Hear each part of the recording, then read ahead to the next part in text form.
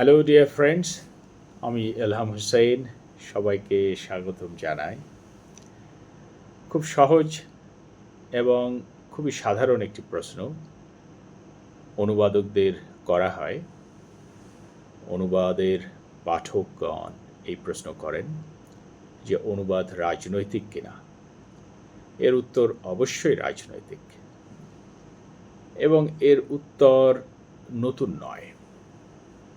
1992 সালে গায়ত্রী চক্রবর্তী স্পিভাক একটি প্রবন্ধ লিখেছিলেন ইংরেজিতে, যার শিরোনামই ছিল দ্য পলিটিক্স অফ ট্রান্সলেশন। এবং এই প্রবন্ধটি 1993 সালে স্পিভাকের একটি গ্রন্থে সংকলিত হয়, এবং সেই গ্রন্থটির নাম outside in the teaching machine. এবং এখানে সবিস্তারে দার্শনিক দৃষ্টিভঙ্গিতে, রাজনৈতিক দৃষ্টিভঙ্গিতে, সাংস্কৃতিক দৃষ্টিভঙ্গিতে স্পিভাক বেশ জোরালোভাবে ব্যাখ্যা বিশ্লেষণ করে দেখান যে অনুবাদ অবশ্যই রাজনৈতিক। এমনকি আমরা যদি আমাদের 190 বছরের যে কলোনিয়াল এক্সপিরিয়েন্স, আমরা 190 বছর উপনিবেশিত ছিলাম ইংরেজদের দ্বারা, সেই সময়ের যে অভিজ্ঞতা, সেই অভিজ্ঞতার ভাণ্ডার যদি আমরা একটু উল্টে পাল্টে দেখি, সেখানেও দেখব যে ইংরেজ শাসকগণ নানান সময় অনুবাদকে তাদের শাসন কার্যের এবং শোষণের হাতিয়ার হিসেবে ব্যবহার করেছেন। 1772 সালে ওয়ারেন হেস্টিংস যখন এই বেঙ্গলের গভর্নর জেনারেল হলেন, এবং তিনি 1785 সাল পর্যন্ত ছিলেন, এই সময়ের মধ্যে তার কিছু কার্যক্রম সুস্পষ্টভাবে প্রমাণ করে যে তিনি অনুবাদের প্রয়োজনীয়তা অনুভব করেছিলেন ব্রিটিশ ইস্ট ইন্ডিয়া কোম্পানির শাসন এবং শোষণ ব্যবস্থাকে জোরালো করার জন্য। তিনি তো 11 জন পণ্ডিত ভাড়াই করেছিলেন এখানকার শাস্ত্র, এখানকার যে গ্রন্থ, এখানকার যে জ্ঞানতত্ত্ব, সেটিকে তাঁদের ভাষায় অনুবাদ করানোর জন্য, এবং তিনি অনেকাংশে সফল হয়েছিলেন। ইস্ট ইন্ডিয়া কোম্পানি যখন দেওয়ানি লাভ করল, অর্থাৎ ট্যাক্স আদায় করার ক্ষমতা লাভ করল, তখন ইস্ট ইন্ডিয়া কোম্পানিও অনুভব করেছিল যে স্থানীয়দের ভাষা আমাদের বুঝতে হবে। তারা যে নিয়মকানুন দিয়ে তাদের বিবাদ সমাধান করে, তাদের ঝগড়া, তাদের যে দেনদরবার এগুলো করে থাকে, এগুলোর সমাধান করে যে নিয়মকানুন দিয়ে, সেগুলো এই ইস্ট ইন্ডিয়া কোম্পানির যারা কর্মচারী, কর্মকর্তা, শাসক, শোষক, তারা অনুভব করেছিলেন যে এগুলো তাদের ভাষায় অনুবাদ করা দরকার।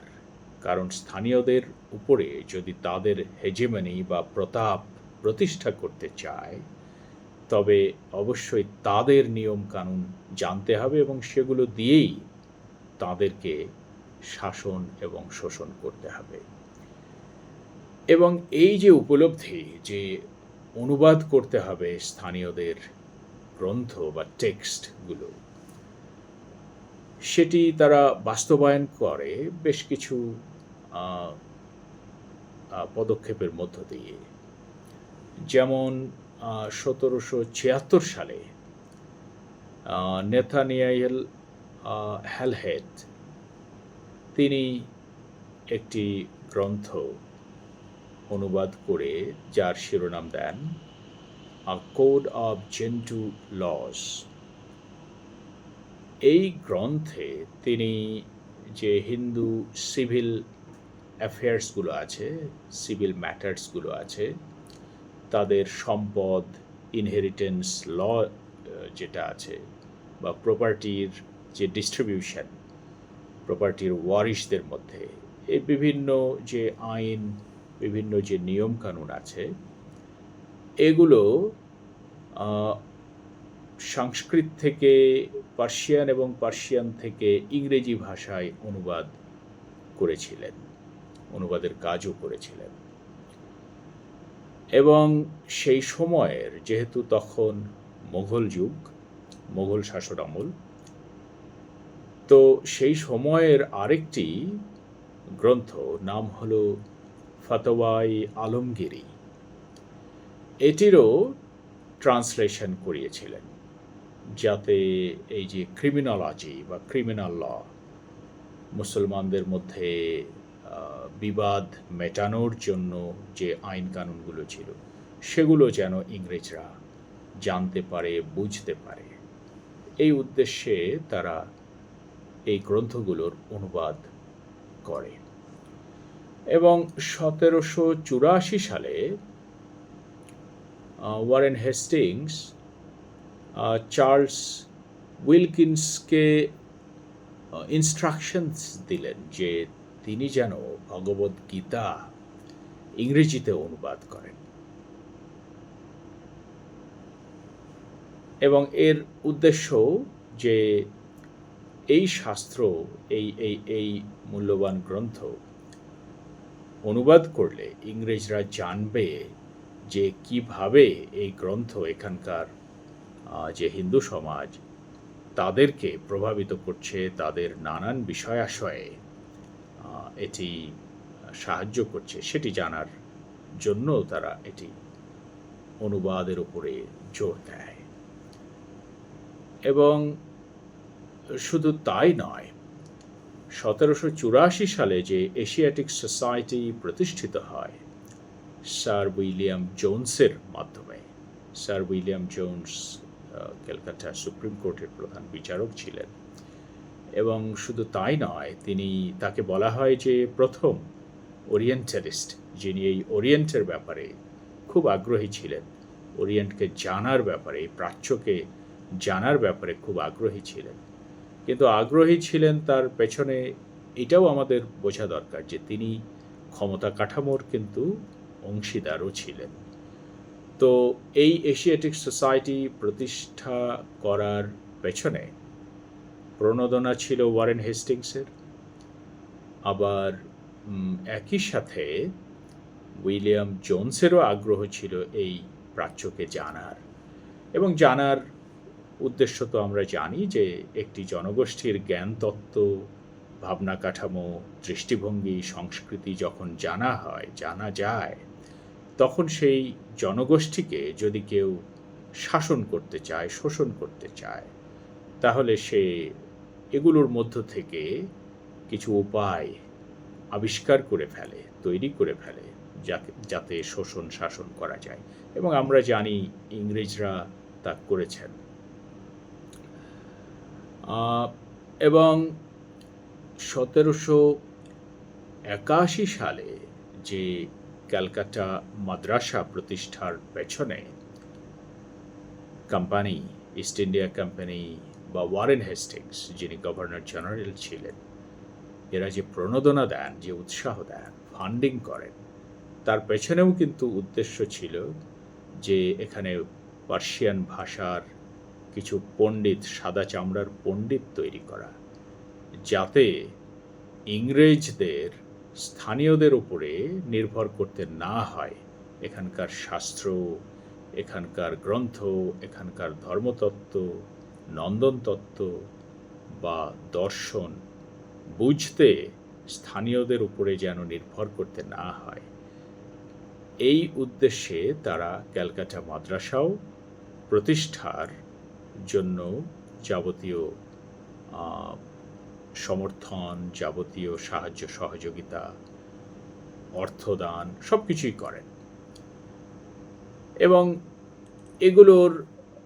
এই প্রকল্পগুলোর পেছনে কিন্তু ওই একটি উদ্দেশ্য, যে স্থানীয়দের গ্রন্থ, স্থানীয়দের জ্ঞানতত্ত্ব এই ইংরেজদের জানতে হবে। কেন? যেন স্থানীয়দের তাদেরই শাস্ত্র দিয়ে, তাদেরই আইন কানুন দিয়ে শাসন এবং শোষণ করা যায়। তাহলে আমরা দেখছি যে অনুবাদ আসলে ইনোসেন্ট বা নিষ্পাপ নয়, অর্থাৎ অনুবাদকে রাজনৈতিক উদ্দেশ্যে ব্যবহার করা যায়। আবার অনুবাদকে যিনি অনুবাদক তিনি তার নিজের দৃষ্টিভঙ্গি এই অনুবাদের মধ্যে প্রবেশ করিয়ে দিয়ে এটিকে বায়াসড করতেও পারেন। অর্থাৎ একটি ফেমিনিস্ট টেক্সটকে অনুবাদক চাইলে ডেলিবারেটলি অ্যান্টি ফেমিনিস্ট টেক্সট বানিয়ে ফেলতে পারেন। একটি মার্কসিস্ট টেক্সটকে চাইলে অনুবাদক ডেলিবারেটলি যদি চান তাহলে তিনি সেটাকে স্পিরিচুয়ালাইজও করে ফেলতে পারেন। অনুবাদকের এই শক্তি আছে, কিন্তু এই শক্তির পেছনের উদ্দেশ্য হলো রাজনীতি। রাজনীতি মানে এই নয় যে শুধু মাঠে স্লোগান দিতে হবে, রাজনীতি মানে এই নয় যে শুধু ওই ভোটে দাঁড়াতে হবে, তা কিন্তু নয়।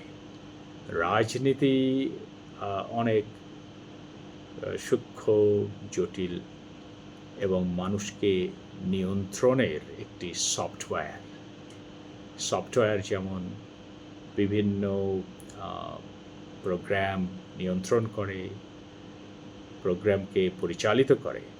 রাজনীতি হলো সেই সফটওয়্যার, যেই সফটওয়্যার হয়তো সবসময় চোখে দেখা যায় না, কিন্তু কাজ করে, এটি নিয়ন্ত্রণ যন্ত্র হিসেবে কাজ করে, নিয়ন্ত্রণকারী ডিভাইস হিসেবে কাজ করে। তো অনুবাদ সেই জায়গাটাও নিতে পারে। এখানেই অনুবাদের শক্তিমত্তার আরেকটি নতুন ডাইমেনশন আছে বলে আমার মনে হয়। সবাইকে ধন্যবাদ।